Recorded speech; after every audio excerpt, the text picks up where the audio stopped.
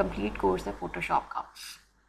हम तमाम टूल्स इसमें कवर करेंगे और आप इस वीडियो को एंड तक देखिएगा एंड आई होप इस वीडियो के बाद आप फ़ोटोशॉप कम्प्लीटली सीख जाएंगे। एडवांस टूल्स के बारे में हम बात करेंगे, लेकिन मैं आपको ऊपर से ऐसे स्टार्ट करने के बजाय मैं नीचे से स्टार्ट होंगी, यानी कि मैं पेन टूल से स्टार्ट करूँगी और यहाँ तक कवर करूँगी इसके जूम के टूल तक, और फिर उसके बाद मैं दोबारा आपको ऊपर से बताना शुरू करूँगी कि ये वाले टूल्स किस लिए होते हैं। नीचे से स्टार्ट करने का भी एक पर्पज़ यही है क्योंकि हमें हो सकता है कि दोबारा इनकी तरफ आना हो, तो आपको पहले बेसिक टूल्स के बारे में पता होना चाहिए। नाउ दिस इज़ का मेन ग्राफिक डिज़ाइनिंग का मेन टूल जो है वो पेन टूल है। और पेन टूल जब आप यूज़ करते हैं और जब आप पेन टूल से कोई भी काम करते हैं तो वो एक शेप बनती है, ठीक है। ये मैंने आपको पहले भी अपने एक ट्यूटोरियल में बता चुकी थी, उसका डिस्क्रिप्शन में लिंक भी मौजूद होगा, उसको भी आप डिटेल से देख लीजिएगा जिसमें मैंने पेन टूल को बताया है। अच्छा, यहाँ पर अगर आपकी ये शेप होगी तो आप जो भी पाथ बनाएंगे, फॉर एग्जांपल आप जो भी काम करते हैं पेन टूल से, वो शेप के बजाय आप इसके लेयर्स पर आते हैं, पाथ्स पे जाएंगे तो यहाँ पर एक पाथ, वो शेप जो है यहाँ पर इस तरह से आपको नज़र आएगी। आप उसको राइट क्लिक करके या कंट्रोल की के साथ उसको आप करेंगे तो वो एक सिलेक्शन बन जाती है, ठीक है। अगर आप फॉर एग्जांपल किसी का बैकग्राउंड रिमूव करना चाहते हैं, कोई ऐसी चीज़ है और आप पेन टूल से उसकी ट्रेसिंग कर लेते हैं, उस अपने उस फिगर की या उस पर्सन की जिसका आपने बैकग्राउंड रिमूव करना है, उसके बाद आप कंट्रोल की प्रेस करेंगे, वो सिलेक्शन बन जाती है और सिलेक्शन के बाद हम इजीली उस का जो बैकग्राउंड है ना वो रिमूव कर लेते हैं। लेकिन वो भी मैं आपको आगे प्रैक्टिकली करके दिखाऊंगी कि हम क्या कर रहे हैं। और अगर ये शेप पर होगा तो शेप से भी हम पाथ ऑटोमेटिकली पाथ बन जाते हो, हम उसको मेक सिलेक्शन करके उसमें से पाथ को निकाल सकते हैं, वो भी एक है। लेकिन अब शेप से अगर मैं कुछ भी करती हूँ तो ये एक इसका जो डिफरेंस है वो ये है कि इसके अंदर हम कोई भी कलर फिल कर सकते हैं। It is now a shape, it is a closed path, it is a close part and इसमें हम कलर फिलिंग कर सकते हैं। और ये बेसिकली हम ज़्यादातर अपने लोगो डिज़ाइनिंग के लिए पेन टूल यूज़ करते हैं, या कोई वेक्टर ग्राफिक्स हम बना रहे होते हैं या वेक्टर इलस्ट्रेशंस बना रहे होते हैं तो हम इसका यूज़ कर रहे होते हैं। लेकिन पेन टूल का सिर्फ एक ही यूज़ नहीं है, पेन टूल के बहुत सारे यूजेस हैं। हर डिज़ाइनर अपने हिसाब से इस पेन टूल को इस्तेमाल करता है। जैसे जैसे आपको सारे टूल्स आ जाएंगे इस तरह से आपको आइडिया होना शुरू हो जाएगा आहिस्ता आहिस्ता कि मैंने अपने टूल को किस तरह से इस्तेमाल करना है, कि कहाँ पर इस्तेमाल करना है, उसको मैंने एडिटिंग में इस्तेमाल करना है या उसको मैंने किसी चीज़ को बिल्डअप करने के लिए इस्तेमाल करना है, उसको लोगो डिज़ाइनिंग में इस्तेमाल करना है। तो इसके बारे में आपको खुद ब खुद अंदाज़ा होना चाहिए। आप फ़ॉन्ट की सिलेक्शन कर सकते हैं, साइज़ की सिलेक्शन कर सकते हैं, स्टाइल की सिलेक्शन कर सकते हैं।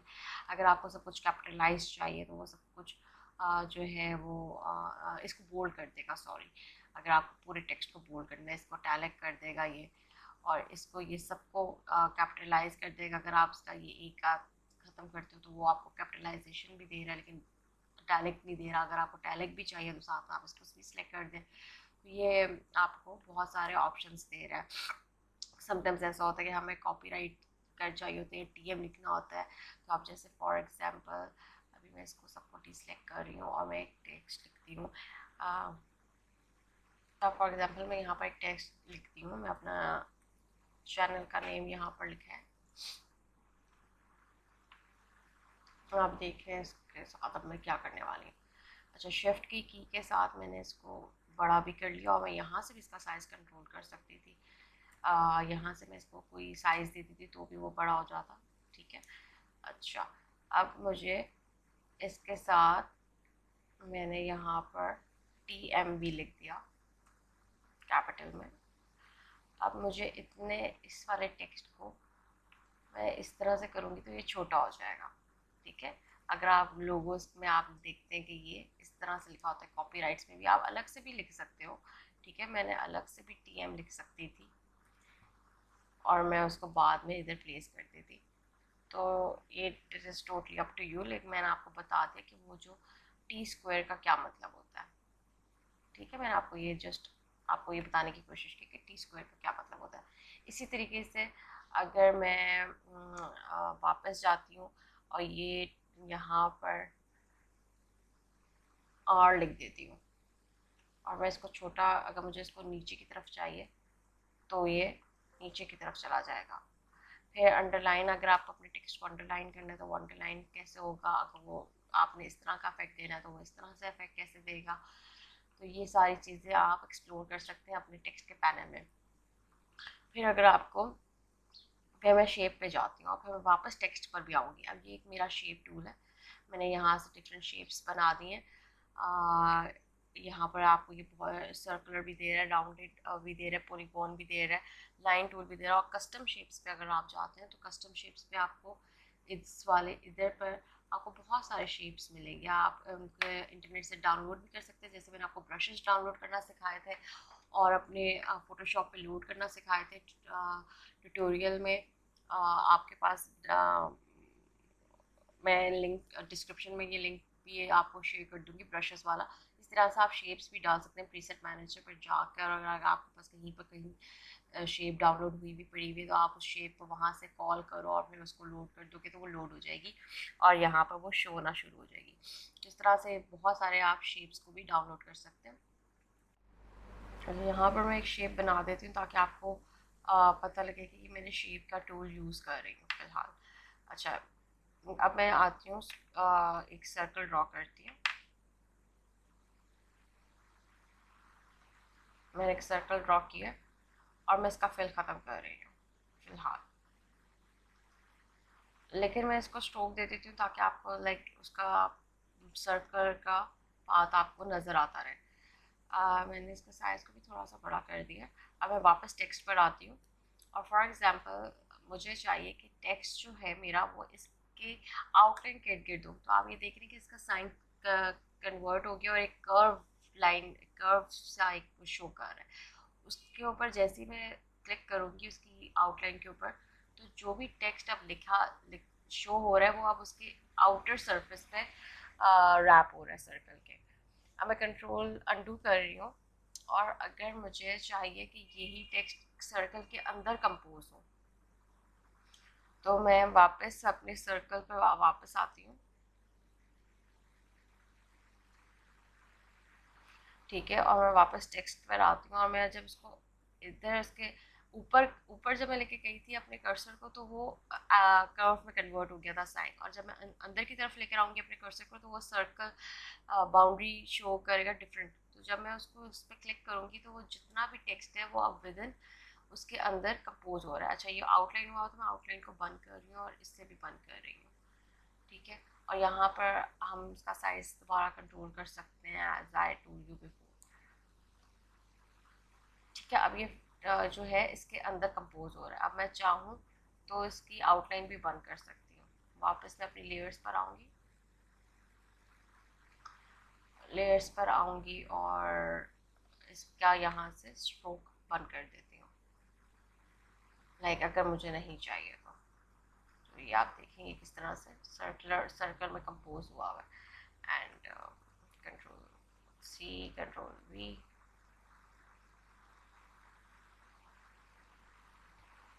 तो आपका टेक्स्ट उस शेप के अंदर कंपोज हो सकता है। अब वो शेप आप विद इन जो आपको शेप्स दी हैं, कस्टम शेप्स हैं, उसमें भी आप कर सकते हैं, कंपोज कर सकते हैं पेन टूल से कोई सिलेक्शन बना के। जैसे अगर आप कोई मैगजीन डिज़ाइन कर रहे हैं और आपको इतने एरिया पे जो है आपका आपका ये कलर दे देती हूँ मैं ताकि आपको पता लगे कि मैं कर क्या रही हूँ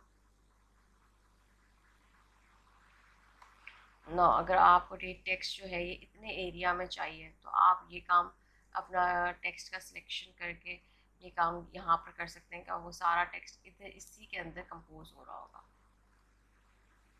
ठीक है, इसको राइट अलाइन कर दें आप।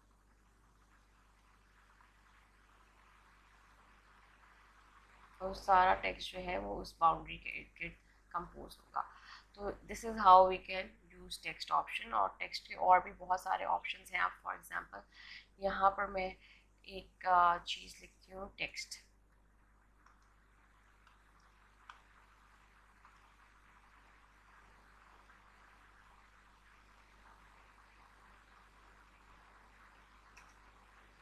और इसके बाद यहाँ पर टेक्स्ट रैप का ऑप्शन है, और आप उसको कोई भी स्टाइल दे सकते हैं। आपको यहाँ पर बहुत सारे ऑप्शंस हैं, आप सारे ऑप्शंस एक्सप्लोर करके देखेंगे कि क्या किस तरीके से टेक्स्ट पे आप कौन सा स्टाइल अप्लाई करेंगे तो वो क्या होगा। फिर यहाँ से आप उसको इसके चेक कर सकते हैं कि मैंने इसको कम या ज़्यादा रखना है या कैसा रखना है, यहाँ पर आप उसको नेविगेट कर सकते हैं। इसके अलावा आपको ये बल्ज इफेक्ट चाहिए तो ये कितना आपको चाहिए, कहाँ से, हॉरिजॉन्टल से चाहिए, वर्टिकल से चाहिए, एक पर्सपेक्टिव दे दिया। तो यहाँ से भी आप अपनी टेक्स्ट की प्रॉपर्टीज़ को कंट्रोल कर सकते हैं, आपको किस तरह का टेक्स्ट चाहिए। ठीक है, और इसके अलावा जो है आप टेक्स्ट को कलर देना, ये सब कुछ आपको यहाँ पर पता लग जाएगा। अच्छा, जो लेयर्स की जो ऑप्शन है ना, यहाँ पर ये सारी आपको जो टेक्स्ट मैंने का एक ट्यूटोरियल अपलोड किया था, आप उसको देखना, आपको वहाँ पर ये सारी चीज़ें भी पता लग जाएंगी हम क्या कर सकते हैं। ये वह हमारी ब्लेंडिंग ऑप्शंस होती हैं, और ये हमारा लेयर मोड होता है कि हमें मोड किस तरह का चाहिए। ये सारी चीज़ें हम आगे डिस्कस करते रहेंगे फर्दर ट्यूटोरियल्स में। तो आप प्लीज़ मेरे चैनल को सब्सक्राइब रखें ताकि आपको पता लगे कि अपकमिंग ट्यूटोरियल्स में आपको मैं क्या क्या फ़ोटोशॉप के बारे में सिखा रही हूँ। दिस इज़ ये एक छोटा सा ट्यूटोरियल है, छोटा तो नहीं है, आपको एक डिटेल ट्यूटोरियल मैंने बेसिक के बारे में दे दी, लेकिन मज़ीद Photoshop is just not about this जो मैं आपको यहाँ पर बता रही हूँ। It is a lot more and lot more. इसलिए आप प्लीज़ मेरा चैनल सब्सक्राइब करिएगा ताकि आपको पता लगे कि हम फ़ोटोशॉप में और क्या क्या कर सकते हैं। ये हमारा हैंड टूल है जिससे हम अपने कैनवस को ड्रैग एंड ड्रॉप ड्रैग कर सकते हैं। अगर मैंने बहुत ज़्यादा जूम कर दिया और मैं अपना हैंड टूल पर जाती हूँ, ठीक है, तो मैं इस अपने कैनवस को ड्रैग कर सकती हूँ। ये हमारा हैंड टूल हो गया। ये हमारा जूम टूल है, ठीक है, जूम करना है या जूम आउट करना है या जूम इन करना है, इससे हमारी जूमिंग होती है। ठीक है, इसके अलावा हमारे ये डायरेक्ट सिलेक्शन टूल है और पाथ सिलेक्शन टूल है। अगर मैं डायरेक्ट सिलेक्शन टूल पे जाती हूँ और ये मेरा जो है शेप है, ठीक है, मैं अपने डायरेक्ट सिलेक्शन टूल पे जाती हूँ और मैं यहाँ प्रॉपर्टीज़ पे जाती हूँ। और अच्छा, यहाँ पर मैं अगर इसको 20 कर दूँगी तो ये सबको 20 कर देगा, लेकिन अगर मुझे एक कर्व कर देगा तो वो ऑलमोस्ट 20 रेडियस के अराउंड उसने उसको कर्व किया था, लाइक 20 के रेडियस पे 4 साइड्स पे इक्वली उसने कर्व कर दिया। लेकिन अगर मुझे मैं इसको वापस ज़ीरो करूँगी, ये पॉइंटेड हो जाएगा।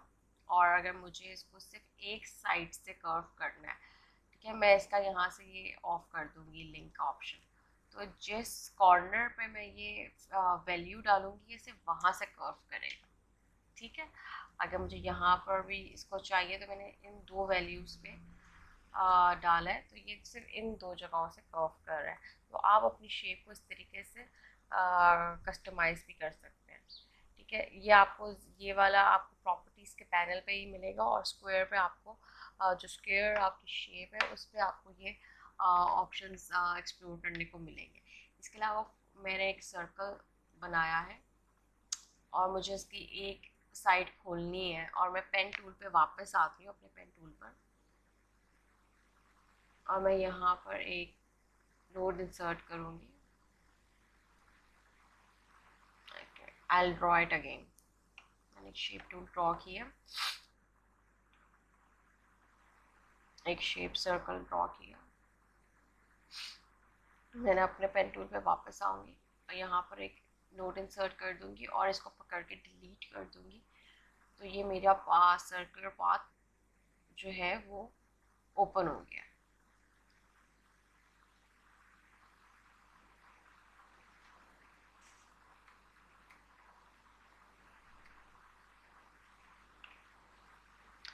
अच्छा, अब मैं एक शेप ड्रॉ करने लगी हूँ। मैंने एक शेप ड्रॉ कर ली है। अब अगर मुझे इस शेप में कुछ और चेंजेस करनी है तो मैं यहाँ पर अपने डायरेक्ट सिलेक्शन टूल पे पहले मैं पेन टूल पर आऊँगी और यहाँ पर एक कुछ नोड्स इंसर्ट कर दूँगी और प्लस का साइन है। अगर मैं इसको करती हूँ तो ये माइनस भी हो जाएगा, ख़त्म भी हो जाएगा, और प्लस करने से नोड इंसर्ट हो जाएगा। अब मैं अपनी डायरेक्ट सिलेक्शन टूल पे वापस आती हूँ और मैंने इसको या जिस नोड को भी करना है तो वो देखो कलर हो जाएगी वो नोड। इसको मैंने सिलेक्ट किया तो कलर हो गई और मैंने उसको पकड़ के डिलीट कर दिया तो वो ख़त्म हो गई। तो दिस इज़ हाउ हम डायरेक्ट सिलेक्शन टूल को यूज़ करते हैं। अच्छा, डायरेक्ट सिलेक्शन टूल का एक और पर्पज़ ये भी है कि अगर मैंने अपना जो है यहाँ पर मैं इसको कोई स्ट्रोक दे देती हूँ ताकि हमें ये नज़र आए कि हमने इस पर काम क्या किया। कोई भी हमें नोट निकालना है या बड़ा करना है, उसको कस्टमाइज़ करना है, वो हो सकता है। अब ये मेरे पास एक जगह पे और मैं टेक्स्ट लिखती हूँ।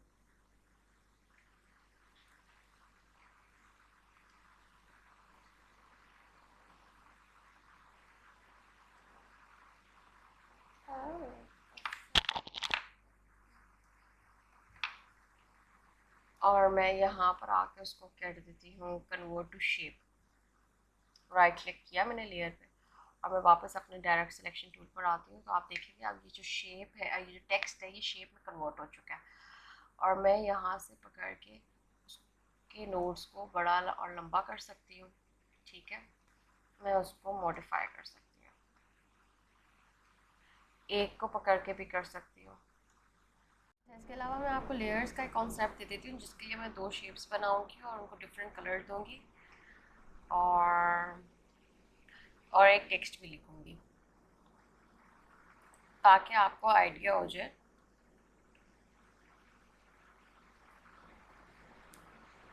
कि यहाँ पर एक्चुअली क्या हो रहा है। जो हमारी जो लेयर्स होती हैं उनका फ़ोटोशॉप पे क्या रोल है।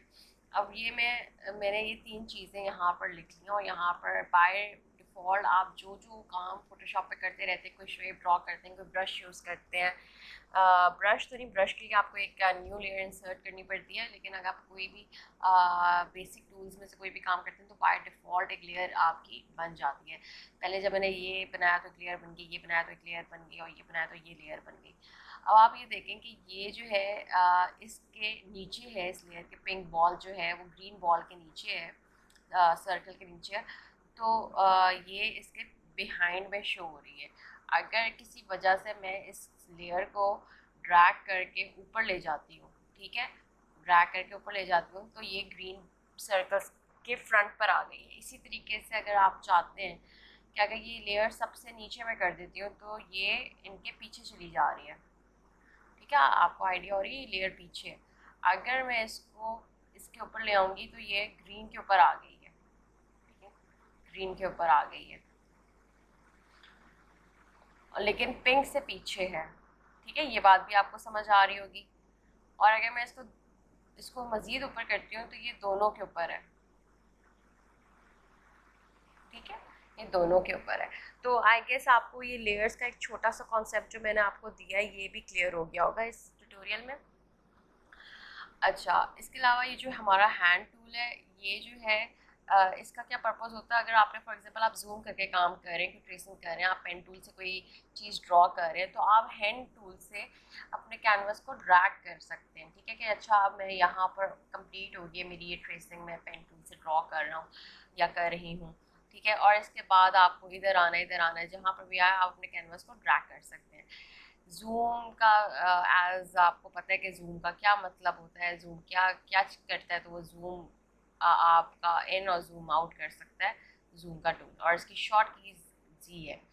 अच्छा, अब मैं जो हूँ आपको ब्रशेस के ऊपर आ जाते हैं। ठीक है, ब्रशेस ब्रशेस का जो है ना बहुत बड़ा रोल है फ़ोटोशॉप में, लेकिन अभी मैं आपको जस्ट बेसिक बताऊंगी ब्रश के बारे में, ज़्यादा डिटेल ट्यूटोरियल नहीं दूंगी क्योंकि हमारा फिर बहुत लंबा हो जाएगा ट्यूटोरियल।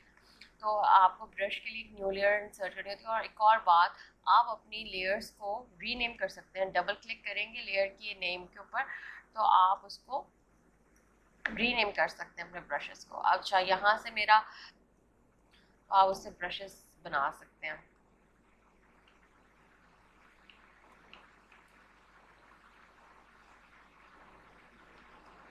आप फोटोशॉप पे कस्टम ब्रशेस आप इंस्टॉल कर सकते हैं, और ये चीज़ मैंने आपको पहले भी सिखाई थी कि ये काम हम कैसे करते हैं। ठीक है, तो यहाँ पर आप डिफरेंट पैटर्न्स वगैरह डाउनलोड कर सकते हैं अपने ब्रशेस पे।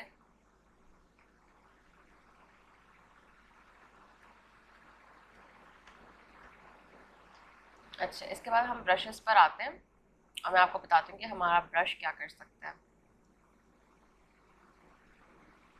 मैं ब्रश पर आ गई हूँ और यहाँ से मैं अपना ब्रश चूज़ करती हूँ। जो मैं ड्राइंग के लिए ब्रश यूज़ करती हूँ वो ये वाला ब्रश है।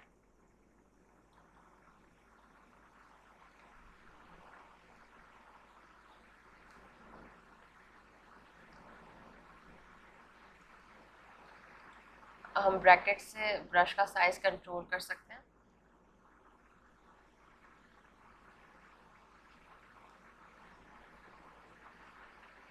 और हम इससे ड्राइंग कर सकते हैं।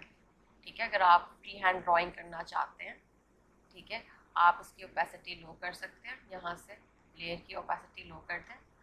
ठीक है, and if you want to draw anything,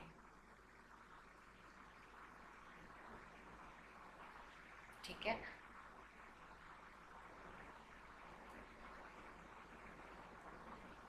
और फिर आप न्यू ब्रश के ऊपर फाइनल ट्रेस कर सकते हैं।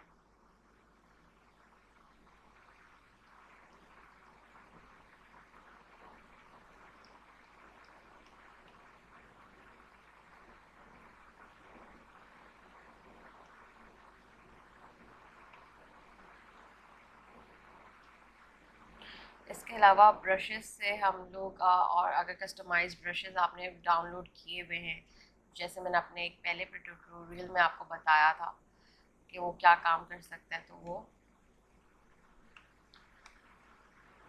आप उसके साथ कोई पैटर्न बना सकते हैं, कुछ भी कर सकते हैं। आप ब्रशेस डाउनलोड करें और इंस्टॉल करें, आपको बोका ब्रशेस मिल जाएंगे, आपको क्या कहते हैं स्मोक के मिल जाएंगे, आपको फायर के मिल जाएंगे, आपको बहुत सारे ब्रशेस की लाइब्रेरी ऑनलाइन मिल जाएगी, और ये मैं अपने पहले एक ट्यूटोरियल में डिस्कस कर चुकी हूँ। डिस्क्रिप्शन में आपको इसका लिंक भी मिल जाएगा। इसके बाद ये इरेजर टूल है। अगर आप किसी चीज़ को इरेज करना चाहते हैं और आप जिस लेयर पे वर्क कर रहे हैं, जो लेयर आपकी सिलेक्ट हुई हुई है वो उसी पर ही काम करेगा। ठीक है, वो उसी पर ही काम करेगा।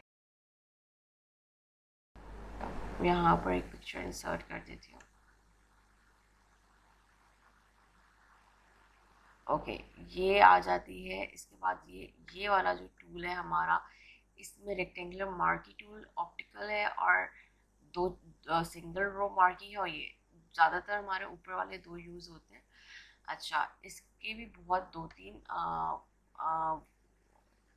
तरीके हैं इस्तेमाल करने के, उनके काफ़ी तरीके हैं। हर डिज़ाइनर इसको अपने तरीके से इस्तेमाल करता है। अब अगर मैं चाहती हूँ कि मुझे ये वाला हिस्सा नहीं चाहिए, मैं इसको सिलेक्ट करती हूँ। पहले मैं इस लेयर की कॉपी बना लूँगी, कंट्रोल जे प्रेस करके।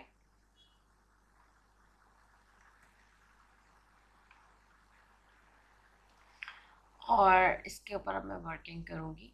और अगर मैं इस मार्की टूल से इसको सिलेक्ट करती हूँ और फिर मैं अपने पैच टूल पर आती हूँ। पैच टूल क्या करता है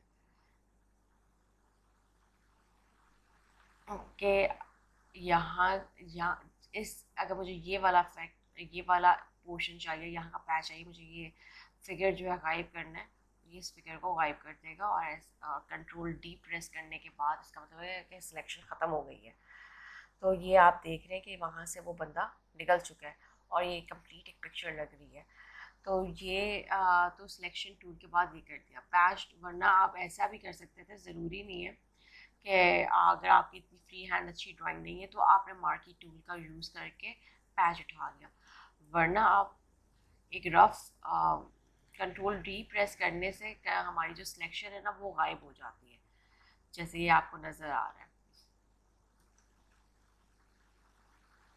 अगर मैं पैच टूल पे वापस आती हूँ और मैं इसके इर्द गिर्द वैसी एक सर्कल सा बना लेती हूँ कि मुझे ये चाहिए, और मैं इसको रिप्लेस कर देती हूँ इस वाले पैच के साथ, तो भी it can be assessed. Okay, इसके अलावा ये हमारा जो एक और टूल है, ये कलर पिकर टूल है। मैं यहाँ पर जहाँ जहाँ क्लिक करूँगी आप देखें इस वाले एरिया में कलर चेंज हो रहा है, ठीक है। मैं जहाँ से जो कलर उठाऊँगी ये वो कलर पिक कर लेता है। ये कलर पिकर टूल है। ये क्रॉप टूल है। क्रॉप से आप अपने कैनवस को बड़ा छोटा कर सकते हैं, ठीक है, इस तरह से कर सकते हैं। एक और पर्सपेक्टिव क्रॉप टूल इसके अंदर भी होता है। उसका यूज़ क्या होता है, अब इसके लिए अगर अच्छा ये है क्रॉप टूल।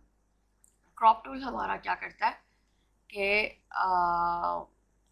इसको हम यहाँ से अपने कैनवस को बड़ा छोटा भी कर सकते हैं, साइज़ यहाँ से कंट्रोल कर सकते हैं, तो वो क्रॉप हो जाता है। या अगर आपके पास कोई ऐसी पिक्चर है जो आपने ड्रैग एंड ड्रॉप की है, उसको आपने क्रॉपिंग करनी है, तो वहाँ से आप इसको क्रॉप कर सकते हैं। इसके अंदर एक और बहुत अच्छा फीचर है क्रॉप टूल का, और उस यहाँ पर आप इसको क्लिक करोगे, इसके एरो को ड्रॉप डाउन इसका ऊपर हो जाएगा।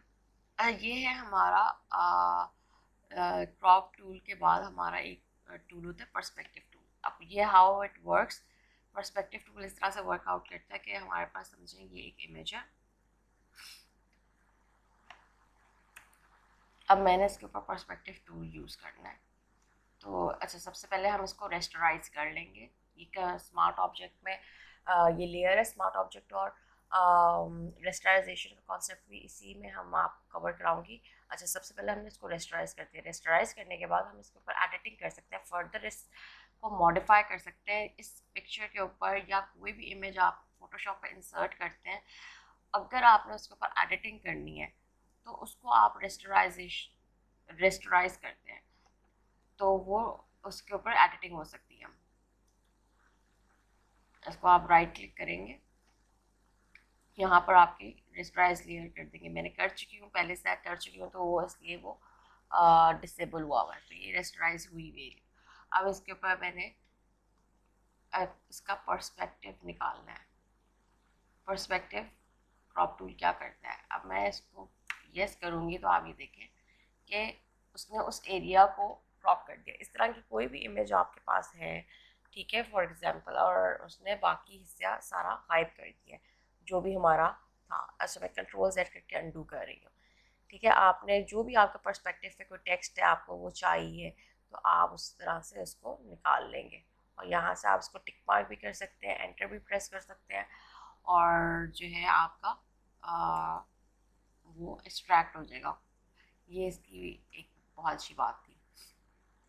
फिर इसके अलावा इसके अंदर मज़ीद स्लाइस टूल है और सेलेक्ट स्लाइस टूल है। इसको हम वेब डिज़ाइनिंग में ज़्यादातर यूज़ करते हैं, जब हम अपने वेबसाइट्स वगैरह बनाते हैं और वेबसाइट्स बनाने के बाद हमें स्लाइसिंग करनी होती है, तो ये जो है it is not so important. जो लोग बेसिक ग्राफिक डिज़ाइनर्स जो हैं वो इस टूल को इतना अभी ना देखें। जब हम ग्राफिक डिज़ाइनिंग में वेब की बात करेंगे, वेबसाइट्स की बात करेंगे, तो फिर हम आपको इस टूल के बारे में भी बताएंगे। So it is not so important right now. अच्छा इसके अलावा जो है हमारा ये फ़ोटो एडिटिंग में काम आता है ब्लर, शार्प और स्मज टूल, और ये वाला डॉज बर्न और स्पॉन्ज टूल भी हमारा फ़ोटो एडिटिंग में इस्तेमाल होता है। अच्छा मैं एक इमेज इंसर्ट करती हूँ यहाँ पर। अगर आपके पास कोई ऐसा इमेज है जिसमें आपने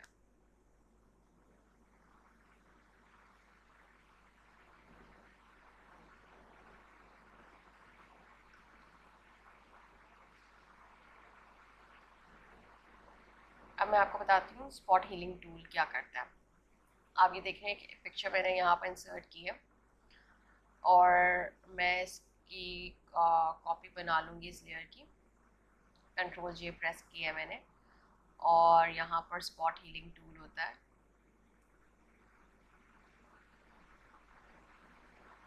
अब मैं इसको जूम करूँगी जहाँ जहाँ मुझे स्पॉट्स नज़र आ रहे हैं, ठीक है। मैं स्पॉट हीलिंग टूल की मदद से इसको करूँगी तो वो गायब हो जाएगा।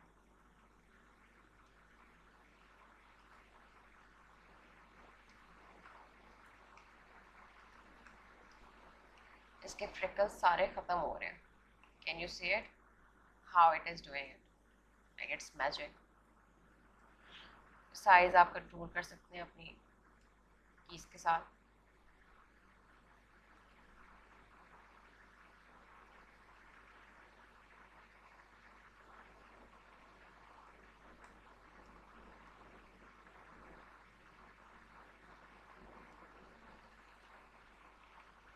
नाउ यू सी, अगर मैं इसके आई को क्लोज करूँगी तो आप देखिएगा कि पिछली इमेज कैसी थी और स्पॉट हीलिंग के बाद इस पिक्चर पे क्या इफेक्ट हुआ है।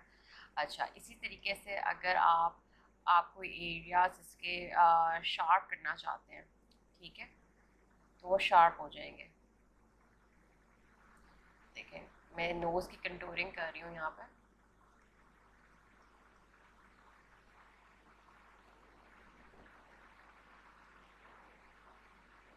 मैंने थोड़ी सी नोज़ को शेप दी है, मैंने यहाँ लिप्स पे भी आ जाती हूँ, लिप्स की भी थोड़ी सी आउटलाइन को शार्प किया मैंने, ठीक है। इसके आइज़ को बंद करूँगी तो आप देखें क्या इफेक्ट हुआ है।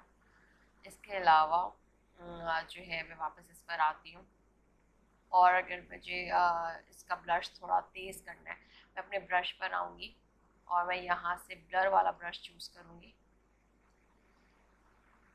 सॉफ्ट ब्रश मेरा। मैं इधर आऊँगी और कोई पिंक कलर चूज़ करते हैं। मैंने ब्रश का साइज़ बड़ा किया है और उसके लिए मुझे एक न्यू लेयर इंसर्ट करनी पड़ेगी।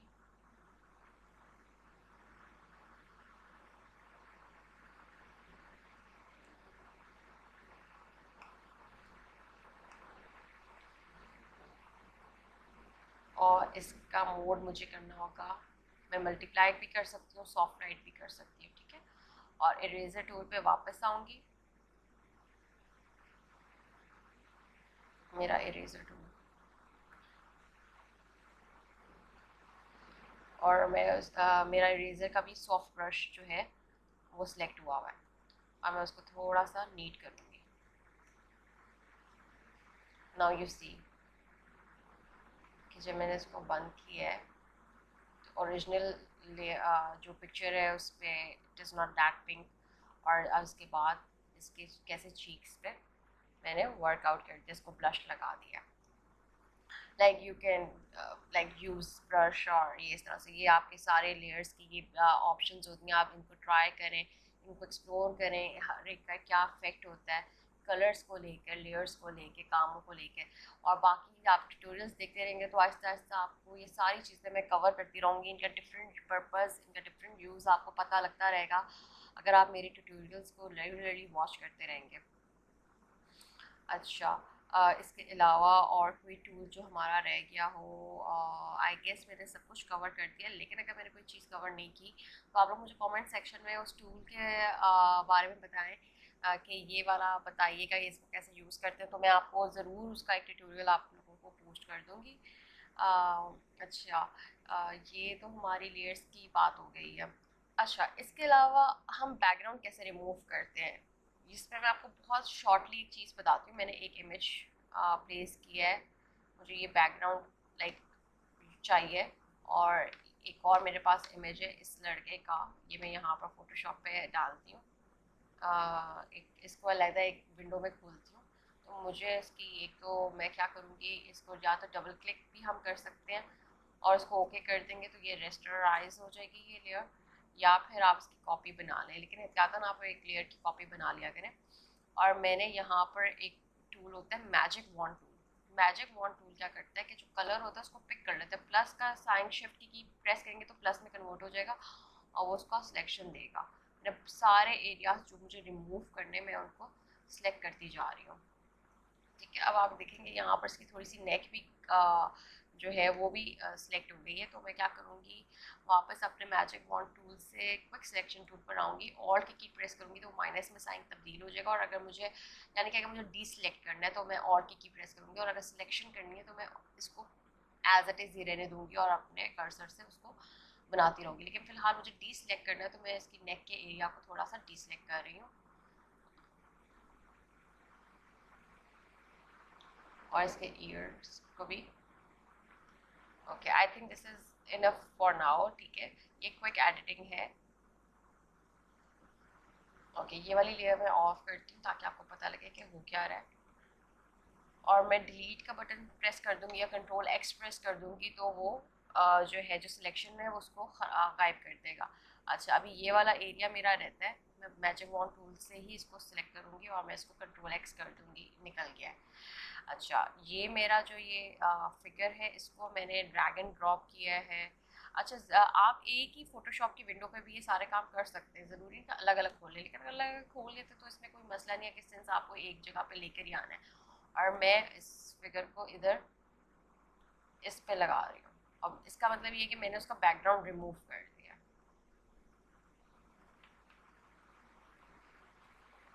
ठीक है, अब मैंने इसके पीछे कोई और बैकग्राउंड लगा दिया। बैकग्राउंड कुछ भी हो सकता है, आपके ऊपर है, आप कोई सीनरी यूज़ कर सकते हैं, कुछ भी ऐसा यूज़ कर सकते हैं।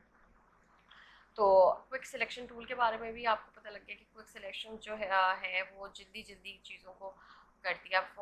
अभी अगर मैं आपको एक और ट्यूटोरियल, इस ट्यूटोरियल में तो मैं आपको बैकग्राउंड रिमूव करना बस एक शॉर्ट्स आपको दे रही हूँ कि एक क्विक सिलेक्शन से भी हम बैकग्राउंड रिमूव कर सकते हैं, लेकिन मैं आपको रिकमेंड नहीं करूँगी कि आप इस टूल का इस्तेमाल करें बैकग्राउंड रिमूव करने के लिए। अगर सॉलिड कलर्स हैं तो उसको तो आप इस तरह से रिमूव कर सकते हैं जैसे हमने इसको रिमूव किया है।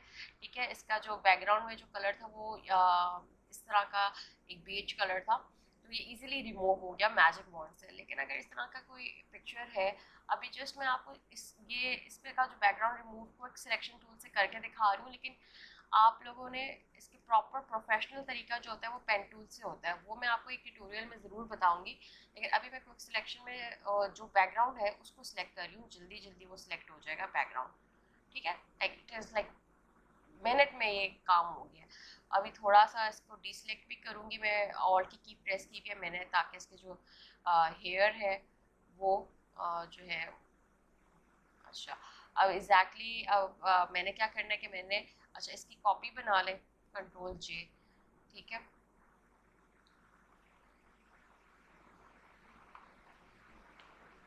अच्छा इसको कंट्रोल एक्स कर दें आप, तो आप देखें बैकग्राउंड रिमूव हो गया इस लड़की का। लेकिन ये काम ये क्विक सिलेक्शन टूल से हमने लाइक आपको टूल का पर्पस समझ आ गया, लेकिन इससे एक नुकसान ये होता है कि हमारे एजेस बहुत ज़्यादा रिफाइंड नहीं होते। आप वापस अपना इरेजर टूल यूज़ करके इसके हेयर के एजेस को थोड़ा सा सॉफ्ट कर सकते हैं ताकि लगे कि बहुत नेचुरल है। लेकिन मैं आपको एक और ट्यूटोरियल में बताऊँगी कि हम बैकग्राउंड कैसे रिमूव करते हैं चीज़ों का, और वो बहुत ही प्रोफेशनल वे है। और प्लीज़ अगर कोई प्रोफेशनल तरीके से काम करना चाहता है तो वही वे फॉलो करें, ना कि ये झटपट काम। हाँ, अगर आपको अपने क्लाइंट को सैम्पल्स देने तो आप झटपट काम कर सकते हैं, और ज़रूरी नहीं कि सिलेक्शन टूल का मतलब कि कोई पर्पज़ ही नहीं है फोटोशॉप पे है, लेकिन आप उसको अपने तरीके से आप लोगों ने इसको यूज़ करना है। Thank you so much for watching this tutorial, hope you like it. Subscribe करना ना भूलिएगा और ज़रूर कमेंट सेक्शन में बताइएगा कि आप मज़ीद क्या सीखना चाहते हैं मुझसे। इंशाल्लाह नेक्स्ट ट्यूटोरियल में हम आपको एडोब इलस्ट्रेटर का फुल डेमो दूँगी। Thanks for watching.